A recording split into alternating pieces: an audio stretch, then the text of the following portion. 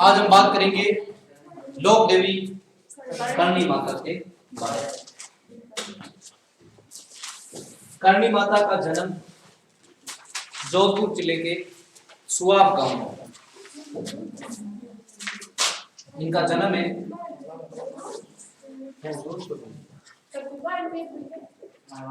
सुआब जोधपुर में।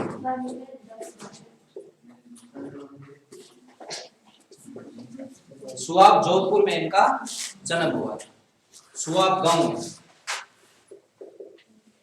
सुआब गांव जोधपुर जिले में।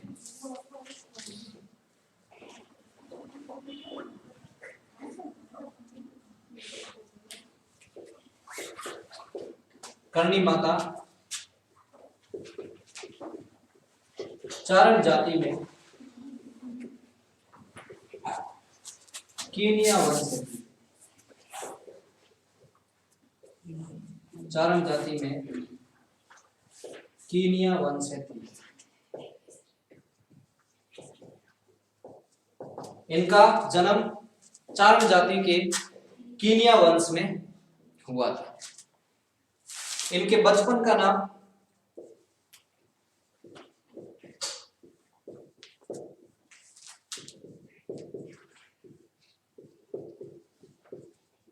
रिदुबाई था। बचपन का क्या नाम था? रिदुबाई। अब रिदुबाई से करणी माता कैसे बनी है? इन्होंने बचपन में ही, कम उम्र में ही अपनी जो बुआ जी थी उन्हें चमत्कार दिखाया और चमत्कार दिखाने के कारण इन्हें करणी माता के नाम से जाना गया। चमत्कार दिखाने शुरू कर दिए इन्होंने बचपन में।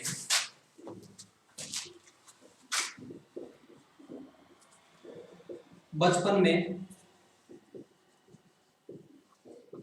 चमत्कार दिखाने पर इन्हें करणी माता कहा जाने लगा।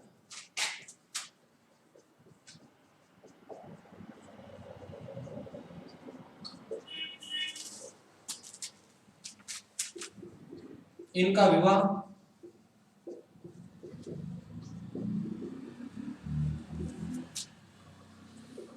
देपाजी चारण के साथ हुआ।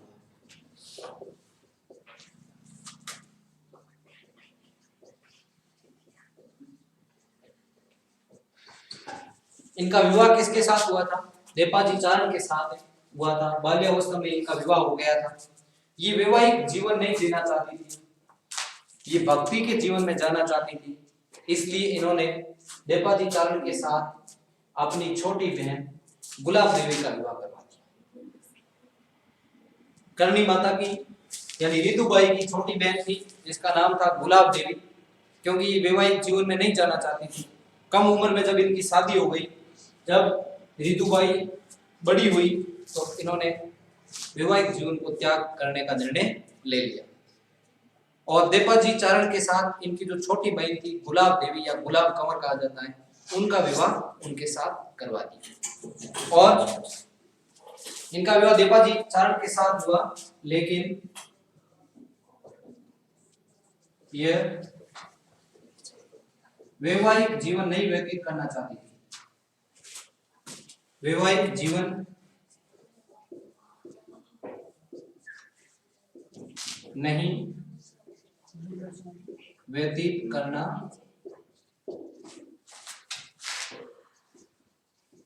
चाहती थी, इसलिए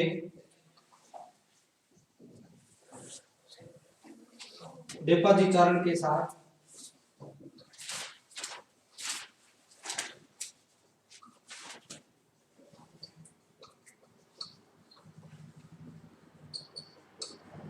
अपनी छोटी बहन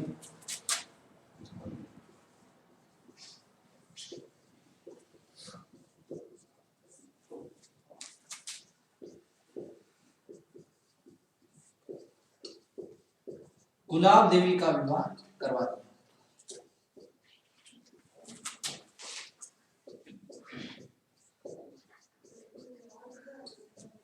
अब देखिए विवाह किसका करवा दिया देपाजी चारण के साथ? गुलाब देवी का। और गुलाब देवी और देपाजी चारण के एक पुत्र हुआ जिसका नाम था लाखा। किसके पुत्र हुआ? देपाजी व गुलाब देवी। विवाह के बाद में इनके पुत्र हुआ जिनका नाम था लाखा। करणी माता ने क्या कर लिया? इसको गोद ले लिया। किसको? लाखा, जो किसका पुत्र था? देपाजी चारण का। और इनकी जो छोटी बहन थी गुलाब देवी, उनके जो पुत्र हुआ था जिसका नाम था लाखा, और इनको इन्होंने क्या कर लिया? गोद ले लिया। और जोधपुर से या मारवाड़ राज्य से वो कहां चली गई? जंगल प्रदेश, जिसे वर्तमान में बीकानेर कहा जाता है, कोलायत गई। और कोलायत झील के अंदर लाखा की डूबने से मृत्यु हो गई। कहां पर? कोलायत झील। कोलायत का नाम आपने सुना होगा, मीठे पानी की झील है। वहां पर लाखा की डूबने से मृत्यु हो गई। इसीलिए चारण जाति के लोग आज भी कोलायत झील के दर्शन नहीं करते। चारण जाति के लोग होते हैं वो कोलायत झील का दर्शन नहीं करते आज भी। करणी माता ने कहा जाता है कि मेहरानगढ़ दुर्ग की नींव रखी थी, और जो राव जोधा थे उन्होंने करणी माता से आशीर्वाद प्राप्त किया था। तो एग्जाम में प्रश्न पूछ लिया जाए कि राव जोधा को किस माता का आशीर्वाद या किस लोक देवी का आशीर्वाद प्राप्त था, तो करणी माता का। और कौन से लोक देवता का आशीर्वाद प्राप्त था, तो हमने पीछे पढ़ा है। कौन से लोक देवता थे? हड़बू जी, सांपला। हड़बू जी का आशीर्वाद राव जोधा को प्राप्त। और लोक देवी का पूछ लिया जाए, राव जोधा को आशीर्वाद किस लोक देवी का प्राप्त था, तो करणी माता।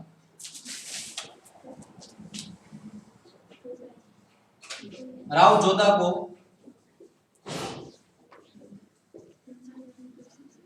करणी माता ने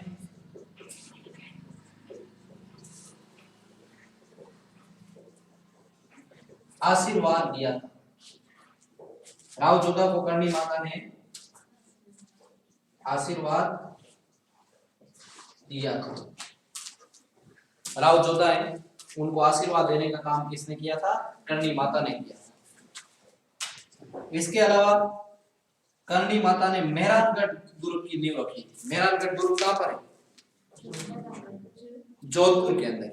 मेहरानगढ़ दुर्ग कहां है? जोधपुर का जो दुर्ग है उसे मेहरानगढ़ का दुर्ग कहा जाता है। तो मेहरानगढ़ दुर्ग की नींव किसने रखी थी? करणी माता ने। पूछा जा सकता है कि मेहरानगढ़ दुर्ग की नींव किस लोक देवी के द्वारा रखी गई थी, तो उस लोक देवी का नाम होगा करणी माता। करणी माता ने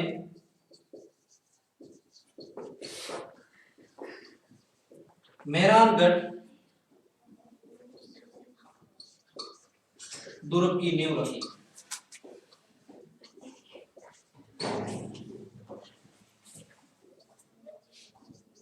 किस दुर्ग की नींव रखी थी? मेहरानगढ़ दुर्ग। तो एक बार वापस देखिए, करणी माता का जन्म सुआब गांव जोधपुर जिले में। कौन से जिले में?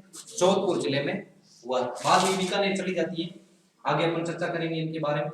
करणी माता चारण जाति में कीनिया वंश से थी। कौन से वंश से थी? कई बार प्रश्न ये भी पूछा गया जाता है कि करणी माता चारण जाति में किस वंश से संबंध था? निम्नलिखित में से किस वंश से संबंध था? तो कीनिया वंश था, उनसे करणी माता का क्या था? संबंध। तो चारणों की कुल देवी है, याद रखना, और राठौड़ों की आराध्य देवी।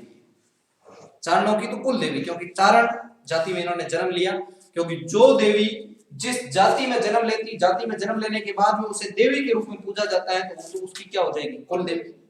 और आराध्य देवी का मतलब होता है जिसे इष्ट देवी के रूप में पूजा जाता है, वो आराध्य देवी।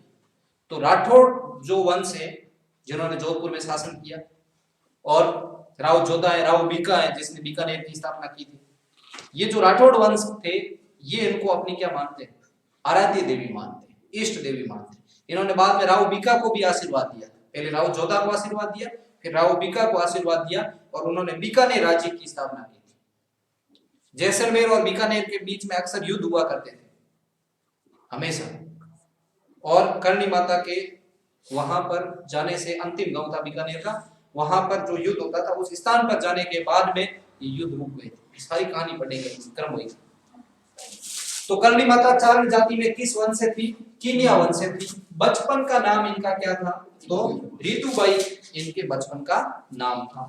बचपन में चमत्कार दिखाने पर इन्हें करणी माता कहा जाने लगा। तो करणी माता कैसे पड़ा नाम? इन्होंने बचपन से ही अपने क्या है चमत्कार दिखाने शुरू कर दिए, इसीलिए इनको करणी माता के नाम से जाना जाने लगा। फिर इनका विवाह है बाल्यावस्था में ही देपाजी चारण के साथ हुआ। इनका विवाह किसके साथ हुआ था? देपाजी चारण के साथ हुआ था। लेकिन करणी माता वैवाहिक जीवन में ज्यादा विश्वास नहीं करती थी, वैवाहिक जीवन में अपना जीवन नहीं बिताना चाहती थी, इसीलिए उन्होंने अपनी छोटी बहन, जो छोटी बहन थी जिसका नाम था गुलाब देवी, उस गुलाब देवी का विवाह किसके साथ करवाया? देपाजी चारण के साथ क्या करवा दिया? गुलाब देवी का विवाह करवा दिया। अब देखिए देपाजी और गुलाब देवी के एक पुत्र हुआ जिसका नाम क्या था? लाखा। और उस लाखा पुत्र को इन्होंने क्या कर लिया था? करणी माता ने गोद लिया था, जिसकी बाद में कोलाय झील में मृत्यु हो गई डूबने से। राव जोधा को करणी माता ने आशीर्वाद दिया था। राव जोधा कहां के शासक थे? जोधपुर के, मारवाड़ प्रदेश के शासक थे। इनको करणी माता का आशीर्वाद प्राप्त था। और कौन से लोक देवता का आशीर्वाद प्राप्त था? तो नाम याद रखना, हड्डू जी का। राव जोधा को एक लोक देवी का भी आशीर्वाद था और एक लोक देवता का भी आशीर्वाद था। लोक देवी का पूछ लिया जाए तो करणी माता, और लोक देवता अगर आपको पूछ ले तो नाम याद रखना, हड्डू जी सांकला थे, जिनका आशीर्वाद राव जोधा को प्राप्त था। करणी माता ने मेहरानगढ़ दुर्ग की नींव रखी थी। मेहरानगढ़ दुर्ग का है जोधपुर के अंदर है, और इस दुर्ग की नींव किसने रखी थी? करणी माता के द्वारा रखी गई थी। चलो यहां तक इस चीज को नोट कीजिए।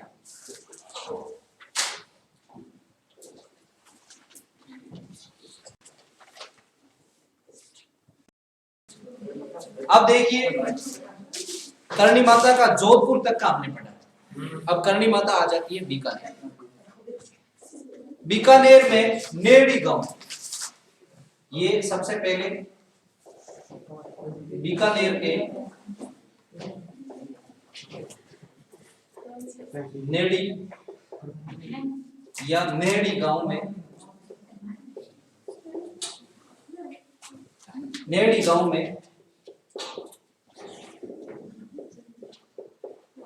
करणी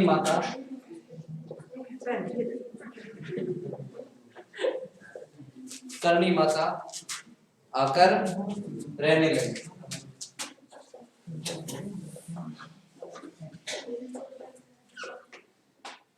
बीकानेर के नेड़ी या नेड़ी गांव में आकर रहने लगी और यहाँ पर अपनी इष्ट देवी टेमड़े राय माता की पूजा करने लगी। कौन सी माता? टेमड़े राय।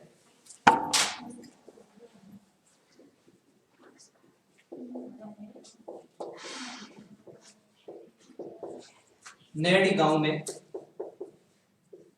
करणी माता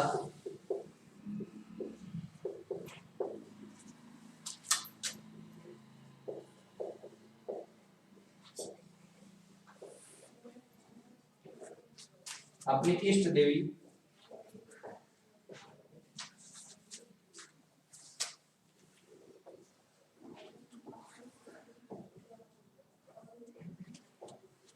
टेमड़े राय की पूजा करने लगी। करणी माता की इष्ट देवी कौन सी थी? टेमड़े राय। यहाँ पर आकर के इन्होंने क्या किया? पूजा करनी शुरू कर दी। अब देखिए राव बीका है, राव बीका को ये जानकारी मिली कि जोधपुर से करणी माता है वो बीकानेर में आ चुकी है और नेड़ी या नेड़ी गांव में रह रही है। तो राव बीका करणी माता से आशीर्वाद प्राप्त करने के लिए कहां आ गए? ये वहां पर आए नेड़ी या नेड़ी गांव। राव बीका को करणी माता ने आशीर्वाद दिया।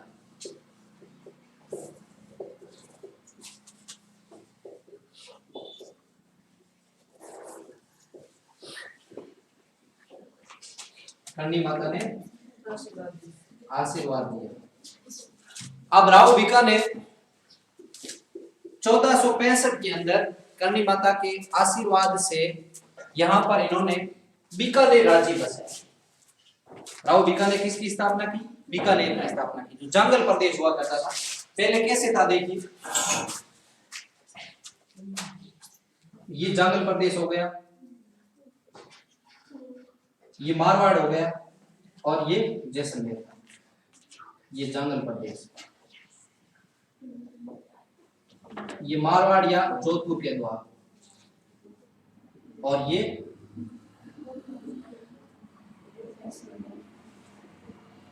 जैसलमेर। जंगल प्रदेश से इन्होंने यहां पर क्या बसाया? बीकानेर। बीकानेर की स्थापना किसने की? राव बीकानेर की। कब की? 1465 ईस्वी के अंदर इन्होंने बीकानेर की स्थापना की। अब देखिए,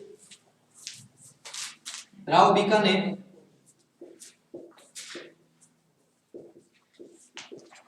करणी माता के आशीर्वाद से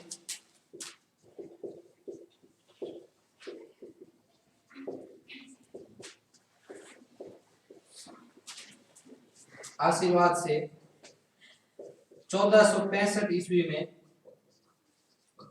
बीकानेर बसाया या बीकानेर की स्थापना की।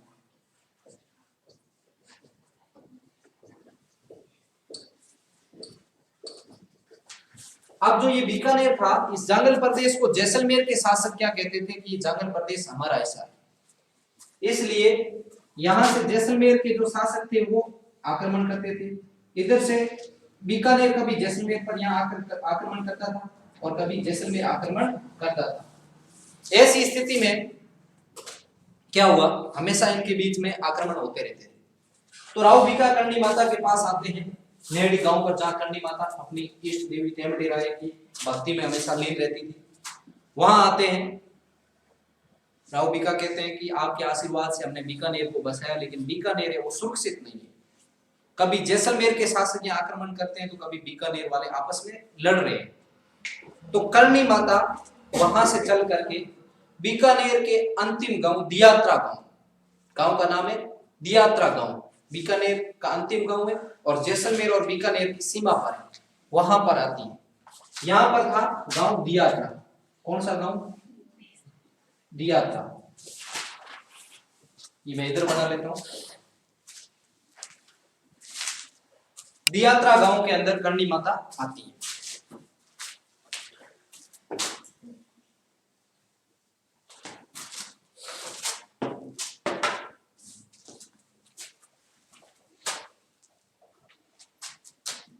जैसे ये बीकानेर हो गया, ये जोधपुर हो गया और ये जैसलमेर।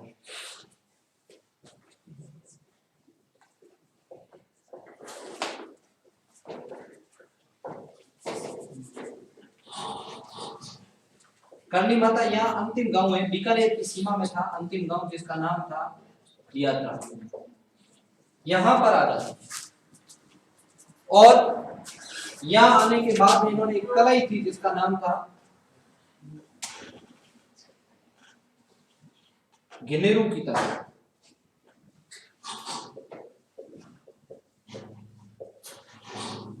घेनेरू की तलाई जो दियात्रा गांव में थी, उस स्थान पर इन्होंने 151 वर्ष की आयु में देह त्याग दिया। 151 वर्ष की आयु में इनकी मृत्यु हो गई। 151 साल की उम्र। यहाँ पर कौन सी तलाई में? घेनेरू की तलाई के पास देह त्याग करती है। 151 वर्ष की आयु,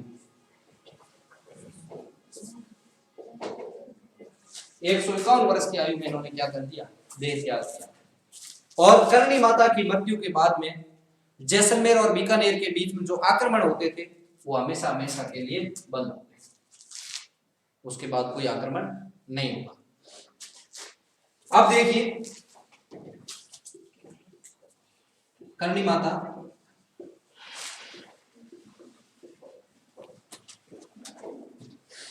बीकानेर के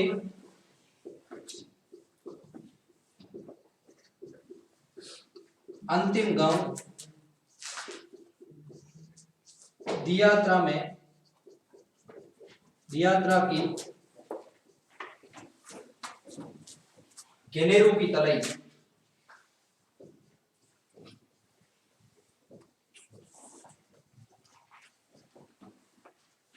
तलाई के पास करणी माता ने बीकानेर के अंतिम गांव दियात्रा की घेनेरू की तलाई के पास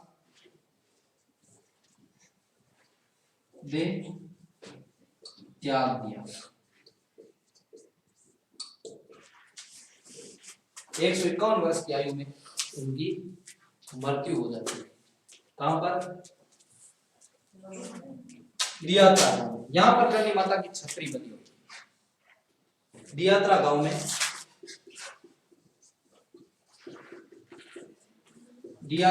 में करणी माता की छतरी बनी हुई है।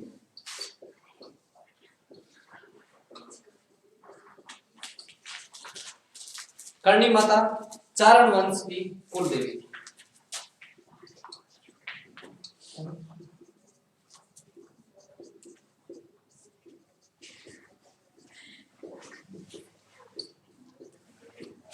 चारण वंश की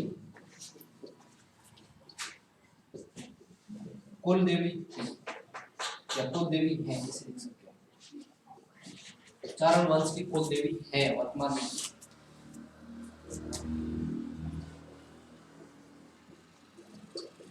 करणी माता बीकानेर के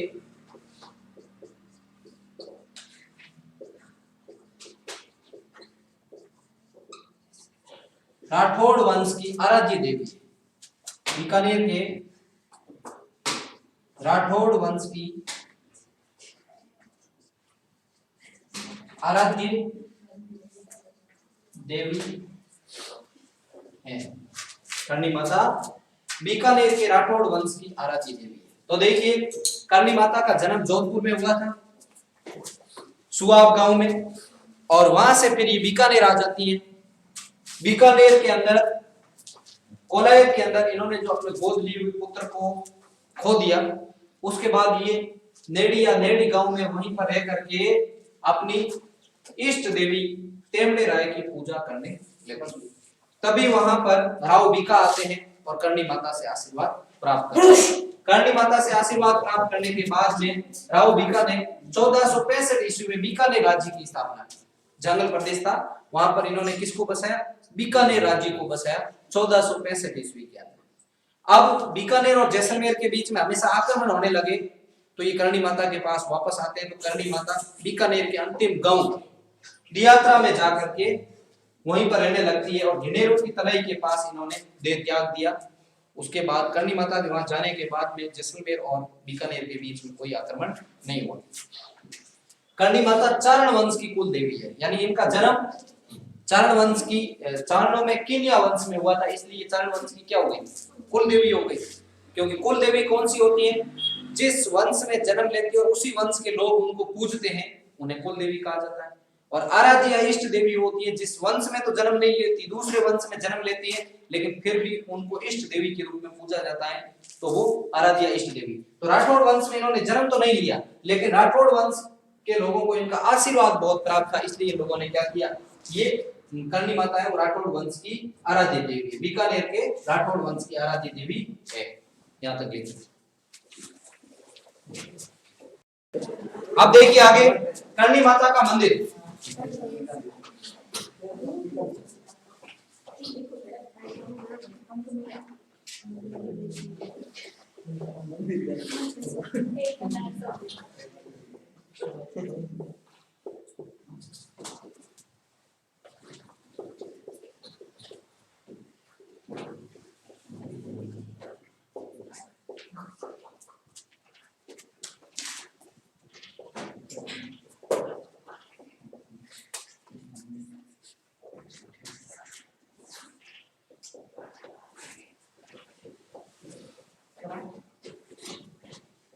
करणी माता का मंदिर देशनोक बीकानेर में स्थित है।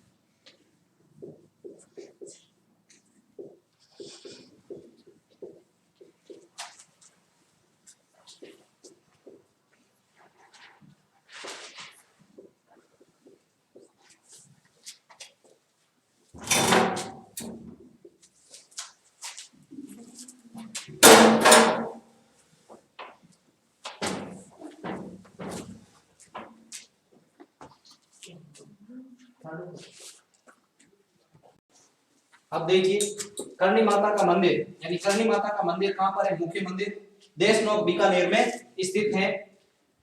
मठ का मतलब हो गया, करणी माता के मंदिरों को क्या कहा जाता है? मठ कहा जाता है। ठीक है। काबा, करणी माता के मंदिर में उपस्थित सफेद चूहों को काबा कहा जाता है। करणी माता के मंदिर में जो सफेद चूहे होते हैं उनको काबा कहा जाता है। और चारण जाति के लोग इन्हें अपना क्या मानते हैं? पूर्वज मानते हैं। एक चील होती है, सफेद चील, करणी माता का दूसरा रूप माना जाता है। करणी माता के मंदिर का निर्माण राव बीका ने करवाया था। देशनोक में जो मंदिर बनाया गया था उसका निर्माण किसने करवाया? राव बीका ने करवाया।